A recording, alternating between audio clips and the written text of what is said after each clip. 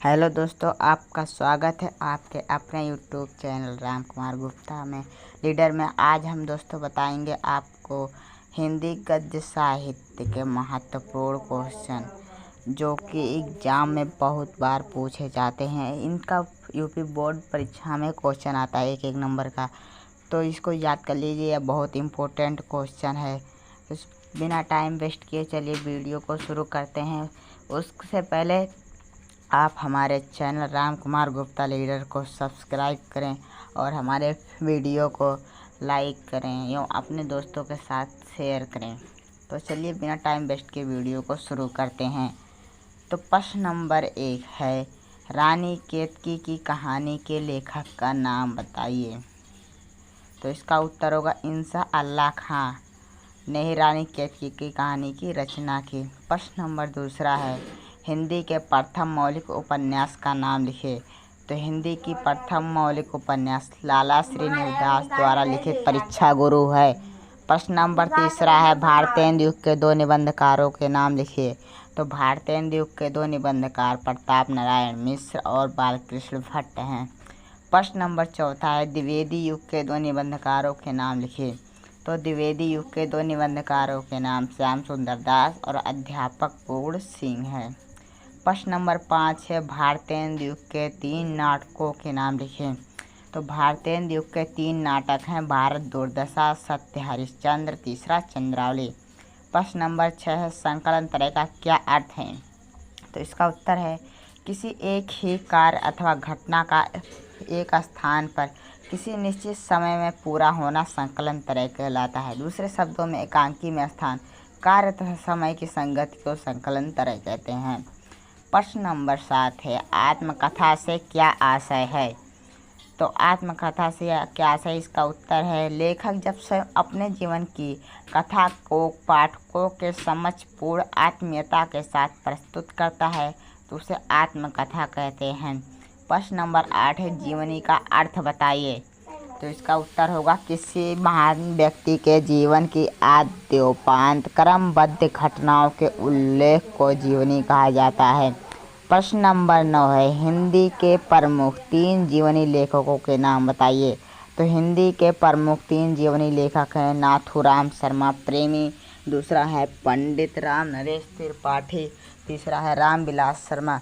प्रश्न नंबर 10 है, जीवनी और आत्मकथा में अंतर बताइए।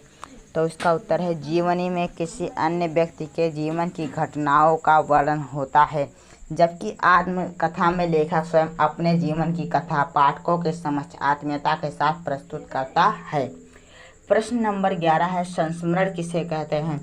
इसका उत्तर है, जब लेखक किसी व्यक्ति या महापुरुष वस्तु या घटना का अपनी स्मृति के आधार पर आत्मीयता व कलात्मक के साथ विवरण प्रस्तुत करता है तो वह संस्मरण कहलाता है। प्रश्न नंबर 12 है, हिंदी के 2 संस्मरण लेखकों के नाम बताइए। तो हिंदी के 2 संस्मरण लेखक के नाम आचार्य चतुरसेन शास्त्री और रामवृक्ष बेनीपुरी हैं। प्रश्न नंबर 13 है, रेखा चरित्र तथा संस्मरण में अंतर स्पष्ट कीजिए। तो रेखा चरित्र में इसका उत्तर होगा, रेखा चरित्र में कल्पना का महत्व होता है जबकि संस्मरण में यथार्थ का महत्व होता है। प्रश्न नंबर 14 है, हिंदी के प्रमुख रेखा चरित्रों के नाम लिखिए। तो हिंदी के प्रमुख रेखा चरित्रों के नाम निराला, महादेवी वर्मा, रामवृक्ष बेनीपुरी, बनारसी दास चतुर्वेदी, विनय मोहन शर्मा, देवेंद्र सत्यार्थी आदि प्रमुख रेखा चरित्रकार हैं। प्रश्न नंबर 15 है, यात्रा वृत्त किसे कहते हैं। वह रचना जिसमें लेखक किसी स्थान विशेष की यात्रा के अनुभव का यथार्थ एवं कलात्मक वर्णन करता है तो उसे यात्रा वृत्त कहते हैं। प्रश्न नंबर 16 है, यात्रा वृत्त की प्रमुख विशेषताएं बताइए। तो इसका उत्तर है, यात्रा वृत्त में स्थान, दृश्य एवं घटनाओं का चित्रमयता रहती है। यात्रा वृत्त में आत्मकथा, संस्मरण और रिपोर्टाज तीनों के तत्व विद्यमान होते हैं। प्रश्न नंबर 17 है, रिपोर्टाज से आप क्या समझते हैं। तो इसका उत्तर है, रिपोर्टाज अंग्रेजी के रिपोर्ट शब्द का पर्यायवाची है। वास्तव में रिपोर्टाज रिपोर्ट को ही साहित्यिक एवं कलात्मक रूप है। प्रश्न नंबर 18 है, 4 रिपोर्ताज लेखकों के नाम बताइए।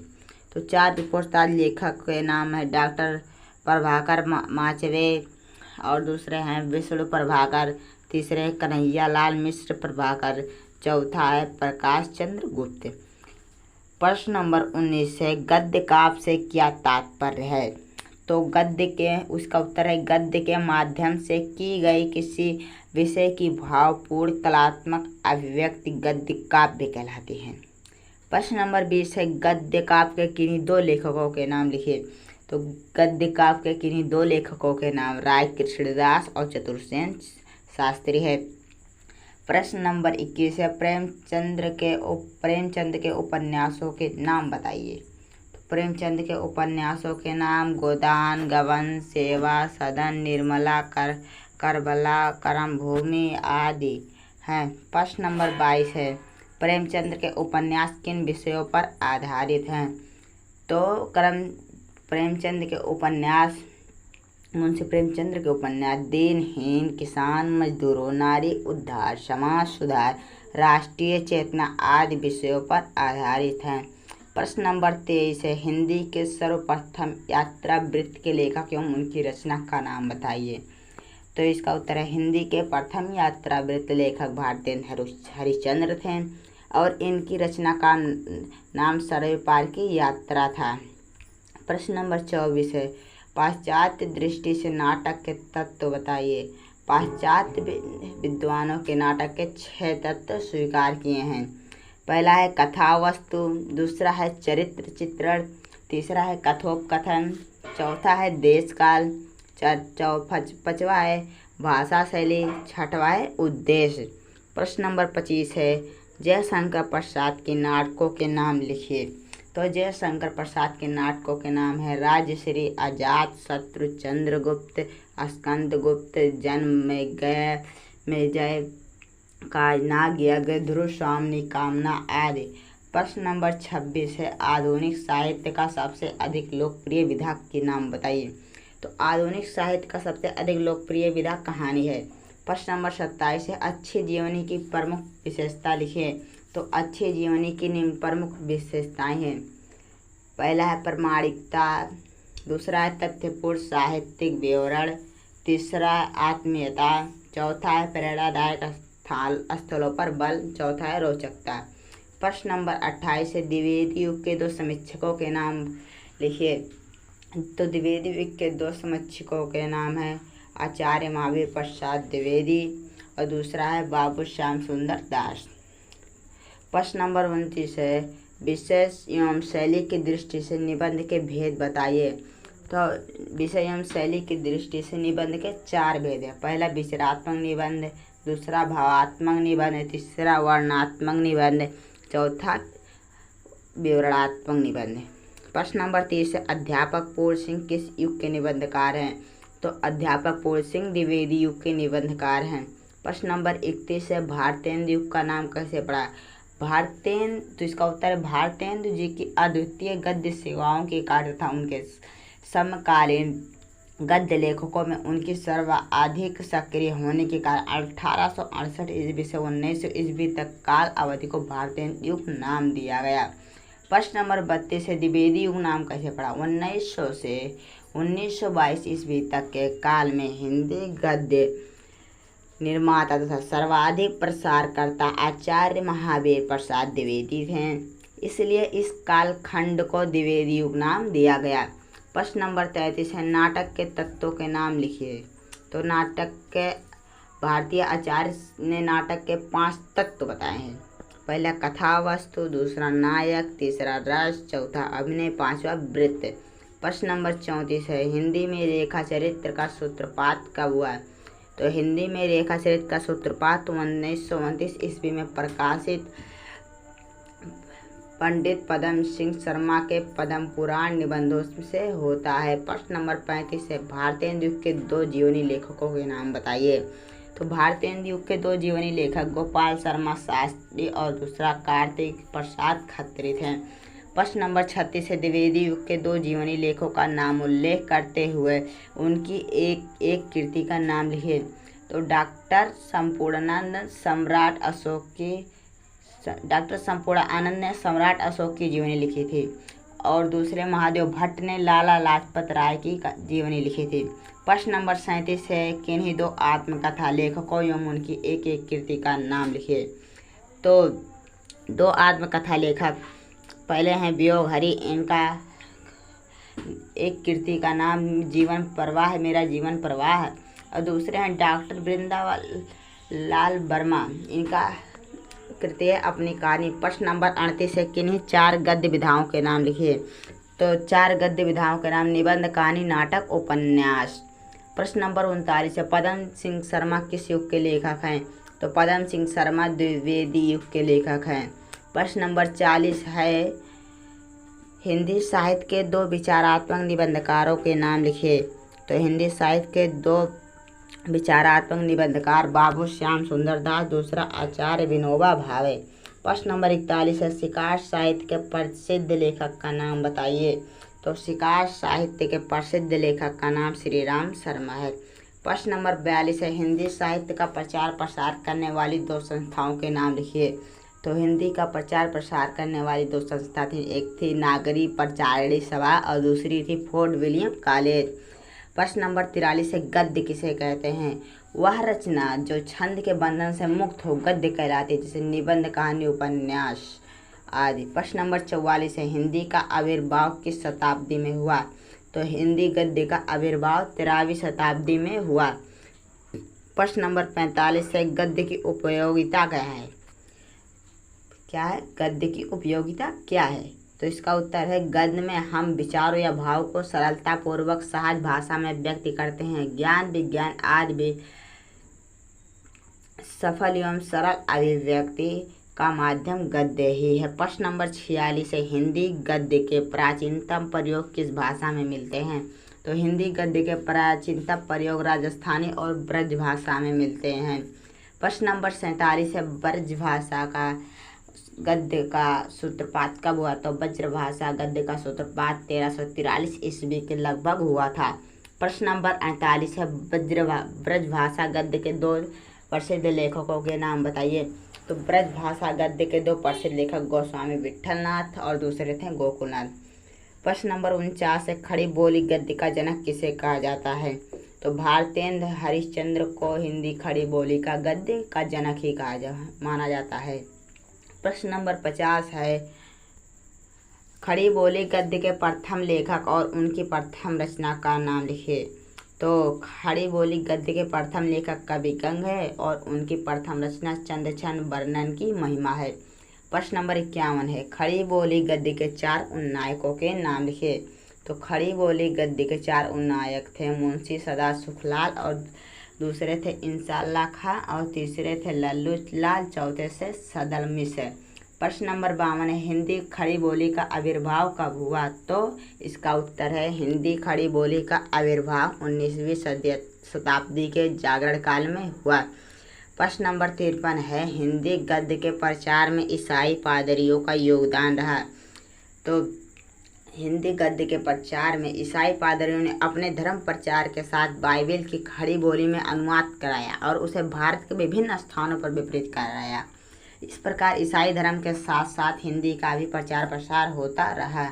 प्रश्न नंबर 54 है, भारतेंदु से पूर्व हिंदी गद्य के प्रमुख 4 लेखकों के नाम बताइए। तो इसका उत्तर है, मुंशी सदा सुखलाल, दूसरा इंशाअल्लाह खां, तीसरा सदल मिश्र, चौथा लल्लू लाल। प्रश्न नंबर 55 है, भारतेंदु से पूर्व किन 2 राजाओं ने हिंदी गद्य के विकास में योगदान दिया। तो भारतेंदु युग से पूर्व 2 राजा थे जो हिंदी गद्य के विकास में योगदान दिया। तो पहले थे राजा शिव प्रसाद सितारे हिंद, दूसरा थे राजा लक्ष्मण सिंह। प्रश्न नंबर 56 है, गद्य और पद्य में क्या अंतर है। तो गद्य और पद्य में यह अंतर है, गद्य मस्तिष्क के तर्क प्रधान चिंतन की उपज है और व्यावहारिक होने के कार्य से विचारों और भावों को अभिव्यक्त करना सरल होता है, जबकि काव्य बहुत कुछ काल्पनिक होता है तथा इसमें संवेदनशीलता की भाव प्रधानता होती है। प्रश्न नंबर 57 है, भारतेंदु युग की कलाविध लिखिए। तो भारतेंदु युग की कलाविध 1868 ईस्वी से 1900 ईस्वी तक है। प्रश्न नंबर 58 है, भारतेंदु युग के 2 गद्य लेखकों तथा उनकी एक एक रचना का नाम लिखिए। तो हिंदी गद्य के दो लेखक बालकृष्ण भट्ट बालकृष्ण भट्ट और प्रताप नारायण मिश्र हैं। इन बालकृष्ण भट्ट की रचना का नाम नूतन ब्रह्मचारी है और प्रताप नारायण मिश्र की रचना का नाम हठी अमीर है। प्रश्न नंबर 59 है, भारतेंदु युग की प्रमुख पत्रिकाओं के नाम लिखिए। तो भारतेंदु युग की प्रमुख पत्रिकाओं के नाम कवि वचन सुधा, हरिश्चंद्र मैगनीज, हिंदी प्रदीप, ब्राह्मण, आनंद, कादम्बिनी। प्रश्न नंबर 60 है, भारतेंदु युग के दो प्रमुख विशेषताएं लिखिए। तो भारतेंदु युग की दो प्रमुख विशेषता यह थी कि भारतेंदु युग में हिंदी गद्य का एक निश्चित स्वरूप प्रदान हुआ और दूसरी विशेषता यह थी कि इस युग के लेखकों ने अपनी भाषा, जाति और राष्ट्र के उत्थान के लिए आकुलाहट थी।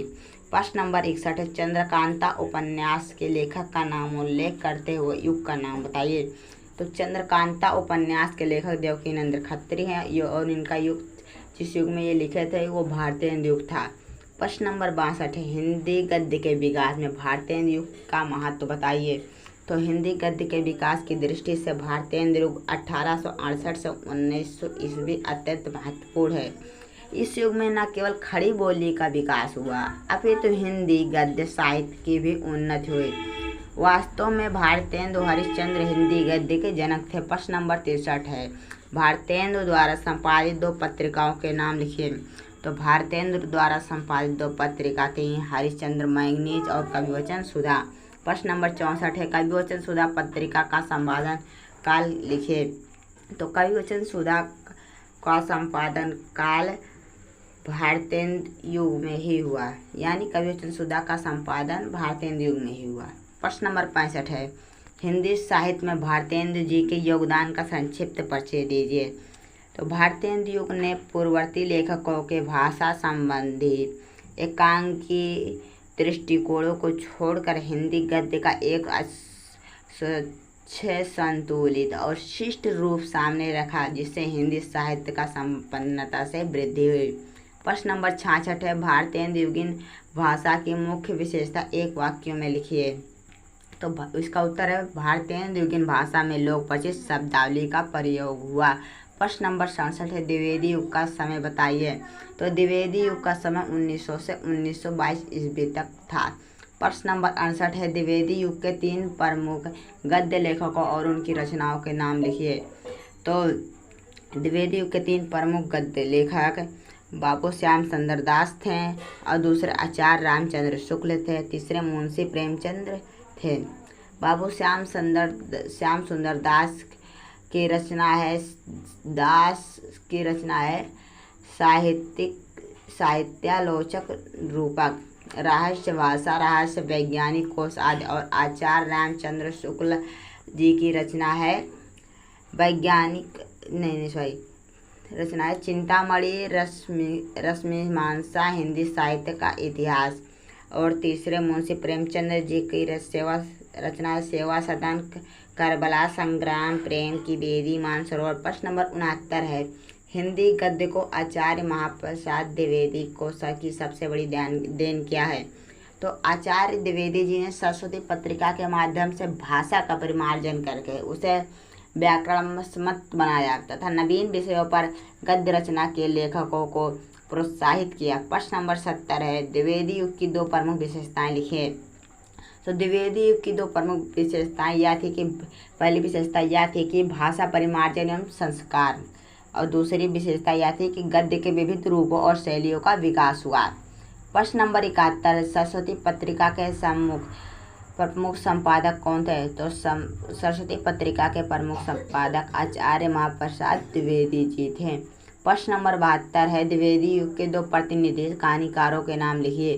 तो द्विवेदी युग के दो प्रतिनिधि कहानीकारों के नाम पहले थे मुंशी प्रेमचंद्र और दूसरे थे चंद्रधर शर्मा गुलेरी। प्रश्न नंबर 73 है, द्विवेदी युग की 4 प्रसिद्ध पत्रिकाओं के नाम लिखिए। तो द्विवेदी युग की 4 प्रसिद्ध पत्रिकाओं के नाम माधुरी, सरस्वती, जागरण और प्रभात है। प्रश्न नंबर 74 है, नागरी पचाड़ी सभा की स्थापना किसने की। तो उसका उत्तर है बाबू श्याम सुंदर दास ने नागरी पचाड़ी सभा की स्थापना की। प्रश्न नंबर 75 है, द्विवेदी युग के 3 उपन्यासकारों के नाम लिखिए। तो द्विवेदी युग के 3 उपन्यासकार मुंशी प्रेमचंद, किशोरीलाल गोस्वामी और डॉक्टर वीरेंद्रलाल वर्मा। प्रश्न नंबर 76 है, द्विवेदी युग के 3 प्रसिद्ध आलोचकों के नाम लिखिए।